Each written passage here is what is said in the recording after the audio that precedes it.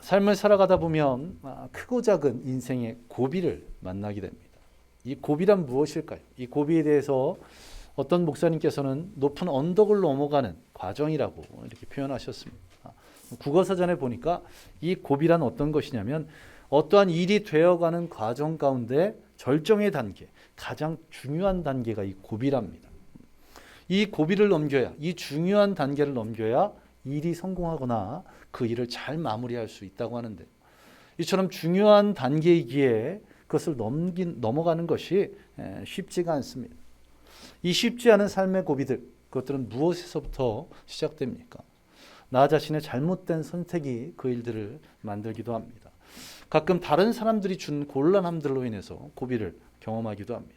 또 영적으로는 사단 마귀가 우리를 유혹함으로 우리를 고비를 경험하게 합니다. 또한 오해 내지는 잘못된 상황 인식으로 인해서 이런 고비가 일어날 수도 있습니다. 또 하나님께서 우리를 쓰시기 위해서, 또 우리에게 축복 주시기 위해서 우리를 테스트하는 그런 과정일 수도 있습니다. 이 성경에서 보면 이처럼 마지막 고비에 직면한 인물들을 만나게 될 수 있는데요. 먼저 창세기의 아브라함입니다. 그가 인생의 마지막 고비가 무엇이었습니까? 바로 아들 이삭을 하나님께서 제물로 바치라는 겁니다. 이삭을 번제로 드리라. 자주 말씀드렸지만 번제는 어떻게 하는 겁니까? 짐승을 잡아서 배를 가르고 내장을 끄집어내서 불에 태워서 연기로 하나님께 제사 드리는 겁니다. 아들을 배를 가르고 내장을 끄집어내서 불에 태워서 제사 드리라는 그 말씀을 아브라함이 듣고는 어떻게 합니까? 그가 고민하지 않고 근심하지 않고 바로 그 다음 날 새벽에 아들을 종과 함께 하나님 말씀하신 모리아 산으로 가는 것을 보게 됩니다. 그리고는 어떻게 합니까? 제단 위에 그를 누이고는 칼을 든, 그때 하나님께서 아브라함아 아브라함 급히 부르셨던 것을 보게 됩니다. 그리고 하나님께서 이 창세기 22장 12절에서 이런 아브라함에 대해서 어떻게 말씀하고 있습니까? 내가 내 아들 내 독자까지도 내게 아끼지 아니하였으니 이제야 내가 하나님을 경외하는 줄을 아노라. 내 독자까지도, 그 사랑하는 독자까지도 아끼지 아니한 모습을 보고 내가 정말 나를 경외하는 사람이구나, 그것을 깨달았다는 겁니다. 이삭이 어떻게 얻은 아들입니까? 그의 나이 100세에 얻은 아들. 얼마나 귀한 자식이었겠습니까? 자주 말씀드렸지만 제가 저희 아버지 40에 얻은 아들, 100세랑은 비교가 안 되지만, 그래서 저희 할머니께서 새벽마다 산에 가셔서 약수를 뜨셔가지고 저를 씻겨주셨다는 전설이 있습니다. 그래서 그런지 아주 피부가 하얗습니다. 그리고 저를 닮은 딸이 피부가 하얘서 이쪽으로 단계동으로 이사 와서 초등학교와 중학교 때 가장 많이 들은 이야기가 혼혈이냐고. 또 다니엘을 보시기 바랍니다. 다니엘의 마지막 고비는 언제였을까요? 그의 노년의 고비가 찾아오게 됩니다. 그가 어땠습니까? 젊었을 때, 소년의 때 뜻을 정했던 사람입니다.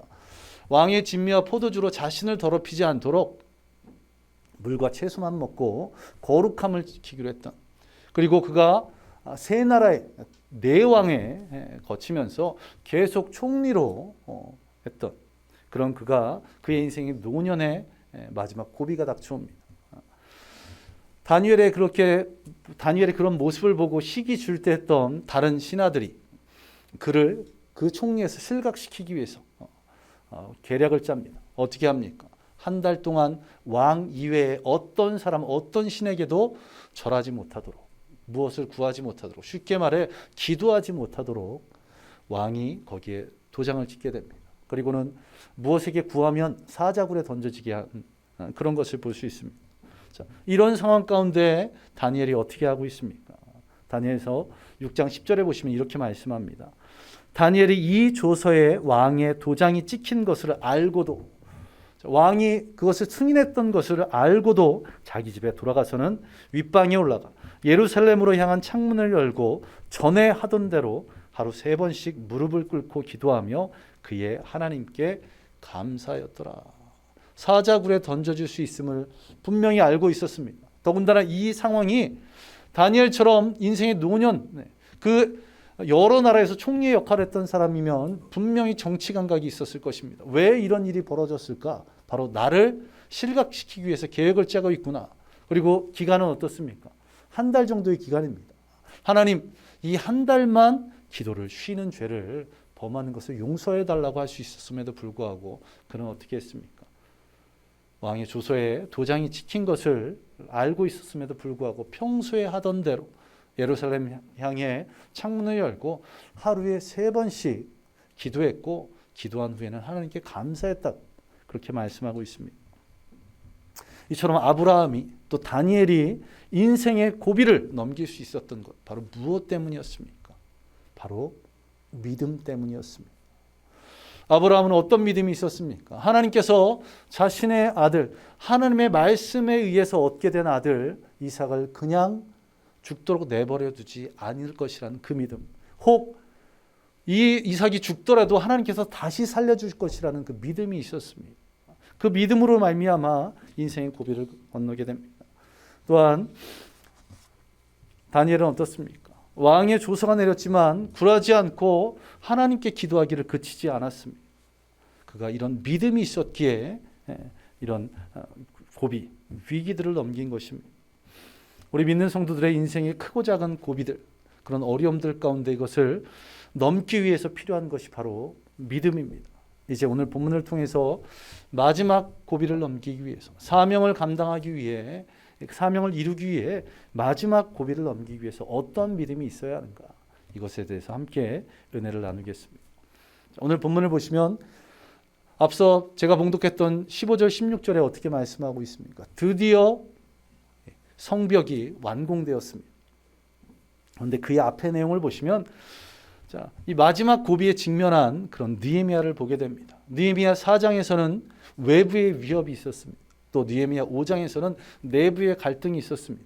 그런데 이제 느헤미야 6장에서는 어떠한 마지막 고비가 그에게 닥칩니까? 그의 삶에 직접적인 위협들이 닥치고 있습니다. 예루살렘 성벽 재건의 사명을 받은 느헤미야가 그 사명을 이루기 위해서 유다 백성들과 함께 포로에서 귀환해서 예루살렘 성벽을 재건합니다. 여러 이민족들의 핍박들, 또 유다 백성들 내부의 갈등들, 이것들을 주님이 주신 은혜로 또 깨어 기도함으로 잘 감당해 나갔습니다. 그러나 이 문제가 해결되고 예루살렘 성벽이 거의 완성되는 그런 상황, 1절에 보시면 이제 성벽의 문만 달게 되면 성벽 재건이 끝나는 그런 상황 가운데 마지막 위기가 닥칩니다. 자신의 목숨을 위협한 그런 위기들입니다. 이처럼 마지막 고비를 넘기 위해서, 마지막 위기를 감당하기 위해서 어떠한 믿음이 있어야 되겠습니까? 첫 번째로 하나님의 뜻이 아닌 것에 대해서 거절할 줄 아는 그런 믿음이 있어야 됨을 오늘 성경은 말씀하고 있습니다. 오늘 보면 2절 이하를 보시기 바랍니다. 산발락과 게셈이 느헤미야에게 만나자고 사람을 보내옵니다. 이 만나자는 이야기에 느헤미야가 어떻게 대답합니까? 지금 예루살렘 성벽 재건을 마무리하는 그런 시점에 내가 자리를 비우면 일이 진행되지 않으니 내가 만날 수 없다고 그렇게 거절합니다. 이 산발락과 게셈이 누굽니까? 느헤미야 2장부터 보시면 계속해서 예루살렘 성벽 재건을 방해했던 사람입니다. 그런 자들이 왜 느헤미야에게 만나자고 하겠습니까?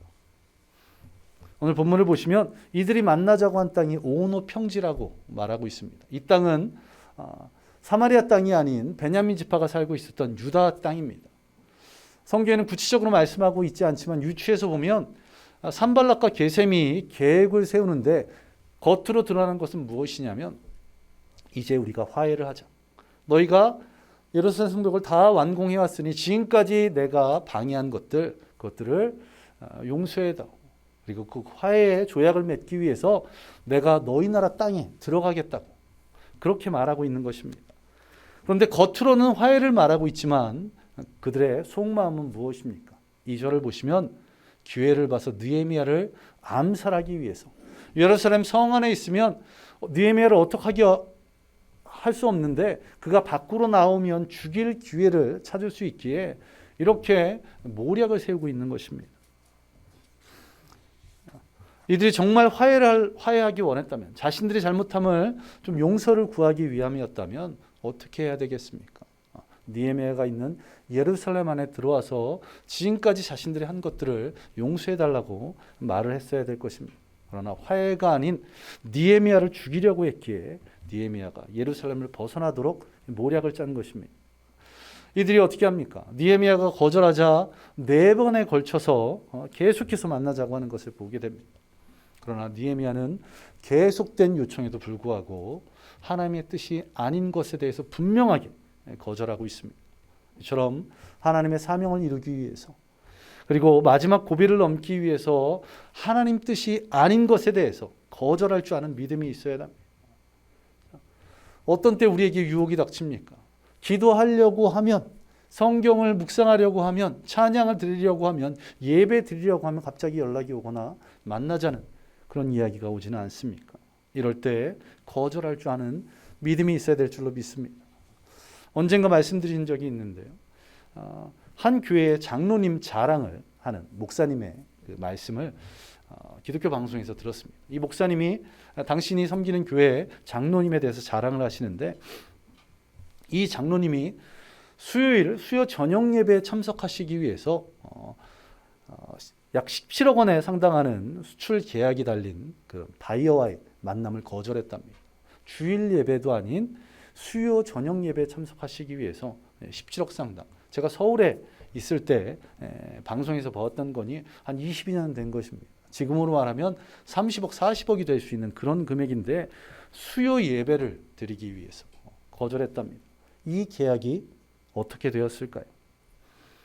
그때 저도 수요 예배를 드리러 가기 직전에 기독교 방송을 보고 있었던 때입니다.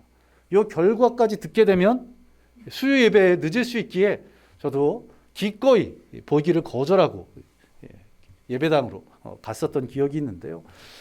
내용이 어떻게 된 건지 뒤는 듣지 못했지만 우리가 어떻게 됐을지를 미루어 짐작할 수 있습니다.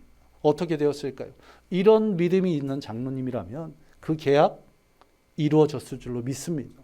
아니, 그 계약이 이루어지지 않았다고 할지라도 하나님께서 더 큰 계약을 허락하실 줄로 믿습니다. 자, 믿음이 아닌 것, 믿음으로 아닌 것은 아닌 것이라고, 하나님 뜻이 아닌 것은 거절할 줄 아는 그런 저와 여러분 되시기를 간절히 소망합니다. 계속 끌려다니다 보면 정 때문에, 또 사람과의 관계 때문에 내가 뭔가를 손해볼 것 같은 마음에 끌려다니게 되면 어떻게 됩니까? 결국은 하나님께서 주신 사명은 저 뒤로 가게 되는 것을 보게 됩니다. 하나님 뜻에 아닌 것, 그것을 거절할 줄 아는 저와 여러분 되시기를 간절히 소망합니다. 또한 두 번째로 우리가 마지막 고비를 넘기기 위해서 세상의 기준들, 사람의 말들을 두려워하지 않고 여호와 하나님을 두려워하고 그분을 경외하는 믿음이 있어야 됩니다. 이제 5절부터 보시기 바랍니다. 느헤미야가 계속 거절하자 이 산발랏이 방법을 바꾸고 있습니다. 느헤미야에게 봉하지 않은 편지를 보냈다는 겁니다. 편지를, 당시 예루살렘과 사마리아의 총독들이었습니다. 고위의 사람들이었기 때문에 그들이 서로에게 전하는 편지들은 반드시 봉했어야 됐었습니다. 누구도 보지 못하는 중요한 일이었기에. 그런데 산발랏이 느헤미야에게 편지를 보냈는데 봉하지 않은 편지를 보냈습니다. 그리고 그 내용이 어떻게 됩니까? 6절과 7절을 보시면 내가 왕이 되고자 하는 그런 마음으로 예루살렘 성벽을 재건하고 있다. 왜 반란을 일으키고자 하느냐? 자, 그런 이야기들이 있으니 자신과 의논을 하자고. 그런 내용입니다. 자, 내용도 내용인데 왜 이렇게 편지를 열어서 보냈을까요? 지금처럼 이메일 같은 것은 상상할 수도 없는 시대, 또 직접 보낼 수 있는 그런 상황이 아니었습니다. 여러 사람을 거쳐야 이 편지가 전달된 그런 상황. 사람은 어떻습니까? 호기심에 너무나도 약합니다. 눈을 조금만 돌리면 편지의 내용을 볼 수 있는데 그것을 보지 않을 사람이 몇 명이나 됐었을까요? 편지의 내용을 보았을 것이고 느헤미야가 반란을 계획했다는 그 내용들, 그것이 어떻게 입에서 입으로 전해지면 그 소문이 바사의 왕인 아닥사스다에까지 들어가서 이 성벽 재건을 포기하도록, 아니 과거 10여 년 전에 있었던 것처럼 성벽을 다시 세워가다가 왕의 명령으로 다시 불타야 했던 그런 일들이 일어나도록 모략을 짠 것입니다.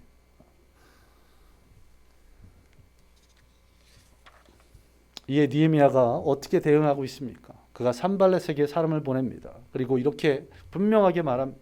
그런 일은 있지도 않았고 있을 수도 없는 것이므로 내가 지어낸 것이다. 그리고 그런 소문에 흔들리지 않고 내 손을 힘입게 하옵소서. 내 손을 힘입게 하옵소서. 이것은 무엇입니까? 사람의 말, 세상의 소문들에 흔들리지 않고 하나님께 의지하는 것입니다. 소문, 입에서 입으로 퍼지는 소문은 너무나도 무섭습니다. 기업들이 마케팅하는 것 중에서 가장 효과적인 마케팅이 바이럴 마케팅이라고 합니다. 이것이 지금으로 말하면 입소문을 내는 것. 이 상품 좋다. 이렇게 입소문을 내는 것. 그것이 가장 효과적인 마케팅 중에 하나라고 하는데요. 얼마 전은 아니죠. 과거에 한 연예인이 SNS를 통해서 자신이 죽었다는 얘기가 돈다는 그런 얘기를 듣고 자신이 진행하는 라디오에서 자신 죽지 않았다고 그렇게 해명하는 해프닝이 벌어지기도 했었습니다. 우리가 사명을 이루어갈 때 마지막 고비를 넘기기 위해서 세상의 기준, 사람들의 말들에 흔들리지 마시기 바랍니다. 이 소문에 저쪽으로 가고 이 기준에 이쪽으로 움직이게 되면 결국은 맡겨진 사명은 뒷전이 되고 맙니다. 소문에 움직이는 사람, 사람 말에 좌지우지되는 사람은 사람을 두려워하는 것입니다. 사람을 두려워하는 것이 아니라 여호와 하나님을 두려워하고 여호와 하나님을 경외하는 믿음을 갖는 저와 여러분 되시기를 간절히 소망합니다. 제가 처음 개척을 하고 여러 목사님들께 시행착오를 줄이기 위해서 개척 가운데 무엇을 조심하면 되냐고 이렇게 여쭤보았습니다. 그 여쭤본 결과가 무엇일까요? 그래서 얻게 된 것이 두려움입니다. 얼마나 무서운 말씀들을 많이 해주시는지 1년 안에 왼팔 오른팔이 떨어져 나갈 것이다. 3년 혹은 5년 안에 분명한 비전을 제시하지 못하면 성도들이 등을 돌릴 것이라고. 가장 가까이 있는 사람이 너희 뒤통수를 칠 거라고. 물론 저의 질문이 잘못된 것이었습니다. 무엇을 조심해야 합니까? 라고 물어서는 안 되는 것인데 그러다 보니 당신들이 경험한 그런 부정적인 상황만을 저에게 말씀해 주시는 겁니다. 제가 무엇을 여쭤봐야 했을까요? 개척을 하시면서 하나님께서 베푸신 은혜가 무엇이었냐고 어떤 은총을 베푸셨냐고 그것을 여쭤봤어야 되는데 실수를 줄이기 위해서 시행착오를 줄이기 위해서 잘못된 질문을 했던 것이죠. 하여간 사람들의 말을 듣고는 거기에 귀를 기울이자 두려움만 생기게 되었습니다. 그런데 이 두려움에서 벗어나게 된 것이 무엇 때문이었을까요? 감사하게도 우리 믿는 성도들은 두려움이 생기면 근심이 생기면 무엇을 합니까? 바로 기도하죠. 기도하면 하나님께서 어떻게 하십니까? 하나님 뜻을 깨닫게 하시고 응답하여 주십니다. 사람의 말을 두려워하는 것이 아닌 하나님의 말씀을 두려워하는 하나님을 경외하는 믿음을 가지시기를 간절히 소망합니다. 오직 하나님을 경외함으로 그 믿음으로 마지막 고비를 넘어 사명을 온전히 이루어가는 저와 여러분 되시기를 간절히 소망합니다. 그리고 마지막으로 우리가 가져야 되는 이 믿음은 반드시 말씀에 근거한 믿음이어야 될 줄로 믿습니다. 이제 10절에 보시면 여기서 그치지 않고 또다시 느헤미야를 향한 음모가 시작됩니다. 이것은 느헤미야 가까이 있었던 한 제사장 스마야라는 사람에게서 시작됩니다. 느헤미야와 좋은 관계에 있었던 이 스마야가 수일 동안 보이지 않았습니다. 그래서 느헤미야가 걱정돼서 이 제사장 스마야에게 찾아갑니다. 그러자 이 제사장 스마야가 무엇을 말하고 있습니까? 자객이 너를 죽이려 하고 있다. 내가 지금 며칠 동안 두문문출한 것이 하나님께 기도했는데 하나님께서 너무나 무서운 말씀을 응답을 하신다. 누군가 너를 죽이려 하고 있다. 자객들이 올 수 있으니 내가 숨어야 된다고 말을 합니다. 그러면서 어디에 숨으라고 말하고 있습니까? 성전 외소에 숨으라고 말합니다. 성전 외소는 제사장만 들어갈 수 있는 곳입니다. 그러니 제사장이 아닌 느헤미야가 거기에 숨었으리라고는 누구도 생각하지 못할 것이다. 어떤 암살자도 너를 참 찾지 못할 것이라고 그곳에 숨으라고 이야기하고 있습니다. 이런 스마야의 말을 한번 생각해 보시기 바랍니다. 스마야는 제사장입니다. 믿을 수 있는 사람이라는 거죠. 그가 한동안 보이지 않아서 찾아갔더니 하나님의 뜻이라고 이렇게 말을 하고 있습니다. 그런데 그 말이 무엇입니까? 너의 생명을 지키기 위해서 지금 숨으라고. 너의 생명을 지키기 위해서 맡겨진 사명을 이루어가는 것을 잠시 중단하라고. 그리고 너의 생명을 보호하기 위해서 하나님께서 말씀하신 율법을 조금은 어기라고 그렇게 말합니다. 말씀드렸던 것처럼 제사장만 들어갈 수 있는 그곳에 느헤미야를 숨겨주겠다는 겁니다. 제사장이 아닌 자가 성전 외소에 들어갈 때 율법은 죽이라고 말씀하고 있습니다. 아니 죽을 것이라고 말씀하고 있습니다. 이 스마야의 제안, 지금 암살자의 위협으로부터 느헤미야를 살리기 위해서 정말 타당한 것처럼 보입니다. 그러나 자세히 살펴보면 성벽 재건을 멈춰야 하고 또한 자신이 율법을 어기게 돼서 죽을 수도 있는 그런 상황으로 몰아가는 것입니다. 이러한 스마야의 제안에 느헤미야가 어떻게 대답하고 있습니까? 느헤미야가 이렇게 말합니다. 나 같은 자가 어찌 도망하여, 이렇게 말하고 있습니다. 이것은 나같이 부족한 자 이런 개념이 아닙니다. 지금 내가 하나님께서 맡겨주신 사명을 이루기 위해서 예루살렘 성벽 재건을 하고 있는데 외부의 위협과 내부의 갈등들 가운데서 모든 백성들이 함께 힘들게 노력하고 있는데 내가 그 자리에 없다면 성벽 재건이 중단될 것이 아니냐고, 나 혼자 살겠다고 내가 어떻게 숨겠느냐고 이렇게 말하고 있는 것입니다.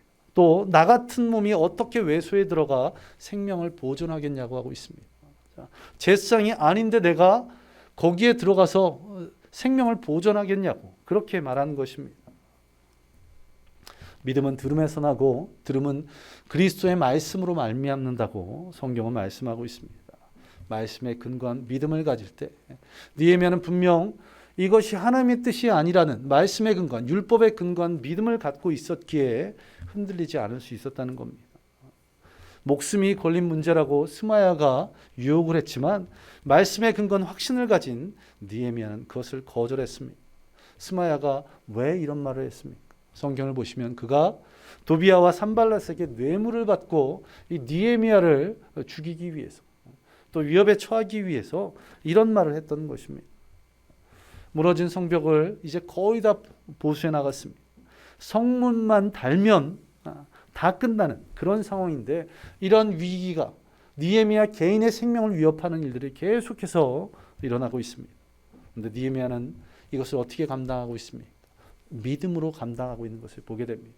자신이 가진 총독으로서의 권세가 아닌 또 왕의 근위대가 자신을 지켜주고 있는 그것이 아닌 믿음으로 이 모든 음모와 계력들을 물리치는 것을 보게 됩니다. 그리고는 15절과 16절에 보시면 하나님께서 이런 느헤미야의 믿음을 보시고 어떻게 역사하십니까? 140년 동안 무너진 채 방치되어 있던 이 예루살렘 성벽, 이것이 단 52일 만에 2달이 채 안 되는 시간에 완성되는 것을 보게 됩니다. 솔로몬이 자신의 성을 지을 때, 자신이 살 왕궁을 지을 때 13년이 걸렸습니다. 단 52일 만에, 물론 처음부터 새로 짓는 것이 아닌 부서진 곳들을 복구하는 것이지만 하나님의 역사하심으로 말미암아 느헤미야와 유다 백성들을 통해서 이런 위대한 일을 이루었던 것입니다. 거기에 더해서 이 예루살렘 성벽이 재건된 것을 본 그의 대적들 또한 이방 족속들이 어떻게 하고 있습니까?